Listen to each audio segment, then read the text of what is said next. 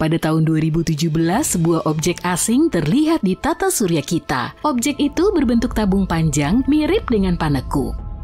Asteroid atau komet yang pernah kita lihat tidak ada yang tampak seperti itu. Eksteriornya juga aneh, setidaknya 10 kali lebih reflektif daripada benda-benda lain di antariksa, dan beberapa mengatakan benda ini memiliki permukaan mirip dengan logam yang dipoles.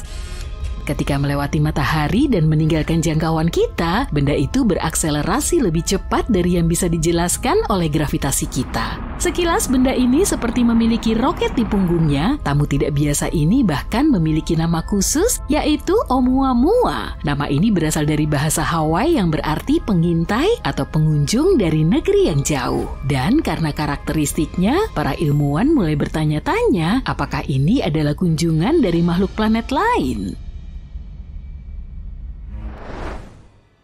Sebelum benar-benar percaya dengan dugaan fiksi ilmiah itu, para astronom mengumpulkan informasi yang bisa dipercaya. Dimulai dengan fakta bahwa Oumuamua pasti berasal dari tata surya lain, pasti ada kejadian buruk di sistem asalnya yang menyebabkan ia terlontar. Tapi mereka tidak tahu apakah benda itu komet atau asteroid. Keduanya merupakan benda langit yang mengorbit matahari, tapi memiliki komposisi dan perilaku yang berbeda.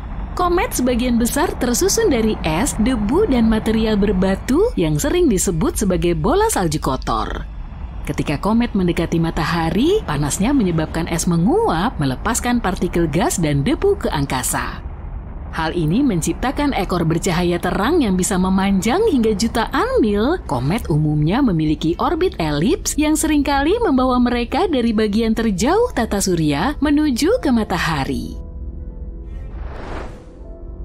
Asteroid sebagian besar tersusun dari batu dan logam. Di tata surya kita, asteroid merupakan sisa-sisa pembentukan awal tata surya dan biasanya ditemukan di sabuk asteroid antara Mars dan Jupiter. Tidak seperti komet, asteroid tidak memiliki ekor saat mendekati matahari karena tidak memiliki es. Orbit asteroid umumnya mengikuti jalur yang lebih bundar dibandingkan dengan komet. Menurut perhitungan, Oumuamua seharusnya adalah komet karena tampaknya berasal dari lokasi yang berbeda di alam semesta. Namun Oumuamua tidak menunjukkan tanda-tanda khas aktivitas komet. Oumuamua tidak memiliki ekor dan tidak memuntahkan gas saat melintas. Tidak sepertiku. Meskipun berperilaku seperti komet, Oumuamua lebih mirip asteroid. Pertanyaan besar lainnya adalah bagaimana awal mula para ilmuwan bisa menemukan Oumuamua. Mengingat luasnya ruang dan waktu di galaksi, hal ini sungguh luar biasa. Bintang-bintang memiliki masa hidup jutaan atau miliaran tahun, dan pembentukan tata surya membutuhkan waktu ratusan juta tahun. Bahkan objek tercepat pun membutuhkan waktu puluhan ribu tahun untuk bergerak dari satu bintang ke bintang lainnya. Sebaliknya, manusia baru mengamati langit dengan teleskop selama sekitar 400 tahun, hanya sepenggal kecil dari waktu kosmik. Dan baru dalam beberapa dekade terakhir, bahkan beberapa tahun terakhir, kita memiliki teknologi untuk mendeteksi dan melacak objek-objek redup yang bergerak cepat. Entah batu-batu seperti ini berlimpah atau kita memang sangat beruntung bisa mendeteksinya, atau benda ini memang ingin dilihat. Pertanyaan lainnya adalah dari mana objek seperti itu mungkin berasal? Sangat tidak mungkin Oumuamua berasal dari sistem tata surya yang sudah matang dan stabil, karena sistem seperti itu tidak melontarkan banyak materi untuk mengisi galaksi. Sesekali sebuah batu bisa saja terlontar, tapi jarang sekali batu tersebut bisa meluncur jauh, sedangkan sistem yang masih muda berperilaku berbeda. Di lingkungan yang masih kacau, tabrakan, penggabungan, dan migrasi terjadi di mana-mana. Banyak sekali batuan kecil di sana, calon-calon yang sempurna untuk dilontarkan.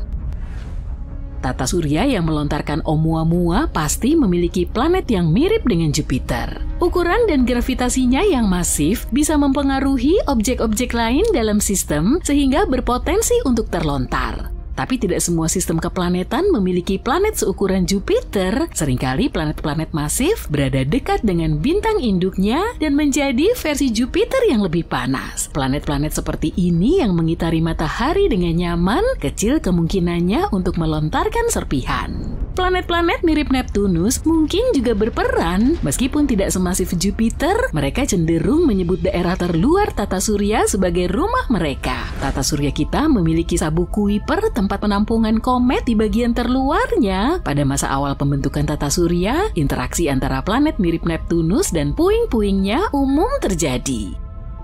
Akan tetapi menemukan planet serupa Neptunus di tata surya lain merupakan tantangan tersendiri. Metode yang digunakan untuk mendeteksi eksoplanet bekerja lebih baik pada objek masif yang dekat dengan bintang induknya, sehingga sulit untuk menemukan planet serupa Neptunus di tempat yang lebih jauh. Oumuamua juga dikaitkan dengan teori aneh tentang bagaimana kehidupan muncul di alam semesta, yaitu teori panspermia. Ini adalah hipotesis yang menyatakan bahwa kehidupan ada di seluruh alam semesta dan dapat didistribusikan di antara planet-planet dengan berbagai cara, seperti asteroid, komet, atau bahkan pesawat antariksa. Hipotesis ini menyatakan bahwa kehidupan pasti berasal dari satu lokasi di alam semesta dan kemudian menyebar ke benda-benda langit lainnya. Para pendukung teori panspermia berpendapat kalau objek antar bintang seperti itu berpotensi membawa mikroba kecil yang merupakan bahan penyusun kehidupan di antara sistem-sistem bintang.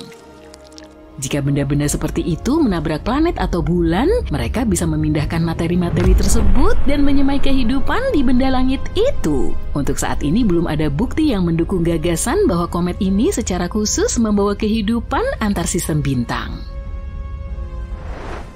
Setelah penelitian bertahun-tahun, konsensus umum yang didapat adalah bahwa Oumuamua memang sebuah komet. Alasan komet ini bergerak secara aneh adalah karena mungkin ada hidrogen beku di permukaannya yang bereaksi ketika terkena sinar matahari. Semakin dekat ke matahari, semakin cepat dia bergerak melepaskan hidrogen itu dan mengubah jalurnya di tata surya. Warnanya juga mendukung teori ini, warnanya merah yang mungkin berarti dia telah terpapar sinar kosmik untuk waktu yang lama. Semakin lama terpapar oleh sinar-sinar itu, maka semakin banyak hidrogen yang dikumpulkannya.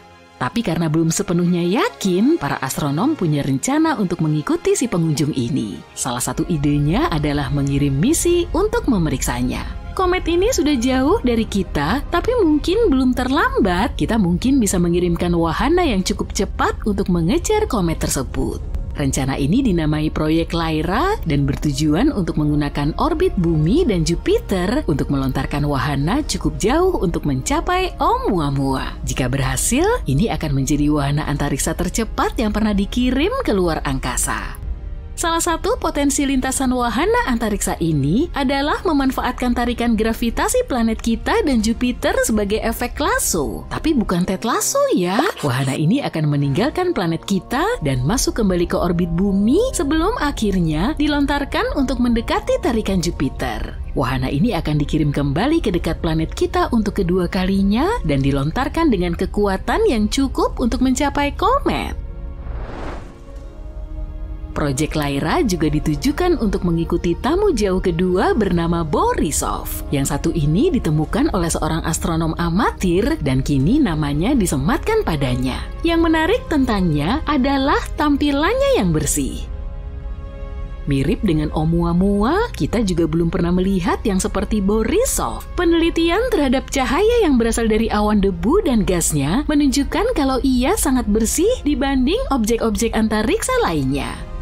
Setelah pertama kali ditemukan pada bulan Agustus 2019, para astronom mempelajari lintasannya di tata surya dan menyimpulkan bahwa Borisov juga berasal dari bintang lain. Tapi Borisov memberi kita lebih banyak waktu untuk mempelajarinya karena ditemukan lebih awal dalam perjalanannya melintasi wilayah kita. Para peneliti menggunakan teleskop canggih untuk melihat debu dari Borisov. Mereka menemukan Borisov melontarkan lebih dari 180 kg debu setiap detiknya. Mereka juga menemukan bahwa Borisov memiliki lebih banyak karbon monoksida daripada komet-komet di tata surya. tapi jumlahnya tidak sama di seluruh bagian komet. Hal ini menunjukkan objek antariksa itu mungkin mulai terbentuk di dekat bintang induknya sebelum kemudian menjauh, mungkin karena ada planet yang lebih besar di sistemnya. Cahaya dari Borisov jauh lebih terpolarisasi daripada cahaya dari komet-komet lain yang pernah kita lihat, dan awannya sangat halus. Hal ini menunjukkan kalau Borisov tidak pernah berinteraksi dengan bintang lain.